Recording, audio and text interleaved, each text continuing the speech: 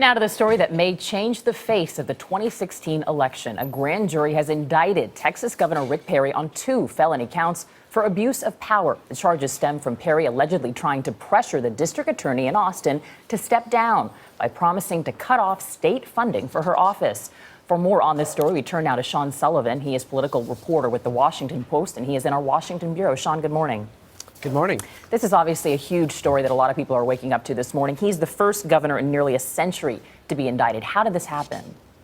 Well, this is something that has been sort of, rolling forward for a while, but it really did catch Texas political observers by surprise. This case wasn't new, but the fact that, Governor Perry was indicted, I mean, as you said, you do not see sitting governors get indicted very often. So this came as a huge surprise to most of the Texas political establishment yesterday.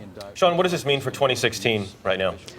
Well, it's certainly not good news for Governor Perry. I mean, he's been trying to rehabilitate his image. He's been traveling the country. He's been talking about the state's economy. He's been going to Iowa. He's been going to the early states, and he's trying to reboot after what really was a disastrous 2012 campaign.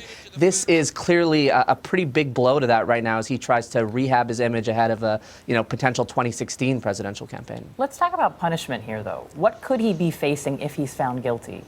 Well, he could be facing prison time. There's a lot up in the air right now. Republicans I talked to in the state yesterday say, this is a political thing. They don't expect him to actually get convicted of anything.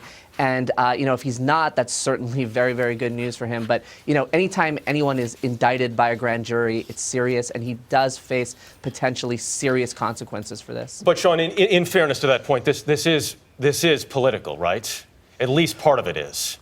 Well, I mean, that's going to be at the center of this case, is that, you have this Democratic district attorney that Perry asked to step down. She didn't step down. He withheld funding from this unit. You're talking about the Travis County District Attorney's Office. It's one of the most liberal, if not the most liberal county in Texas. And so certainly there's going to be political accusations lobbed from both sides.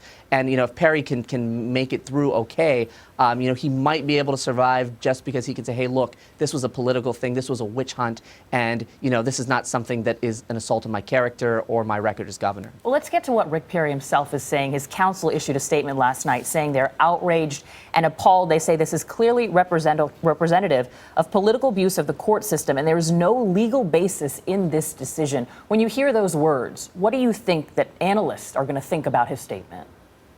Well, I think they're going to think that, here is a guy who's reacting to a situation by immediately casting it, under a political lens. Like I said, Republicans I talked to in the state yesterday say, hey, look, Governor Perry used his executive powers. That is not an offense that, should be prosecuted. This is the same kind of thing that President Obama does when he vetoes stuff. It's the same kind of thing President Bush did.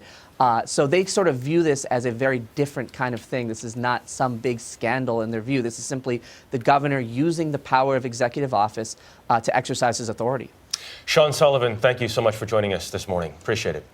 Thanks for having me.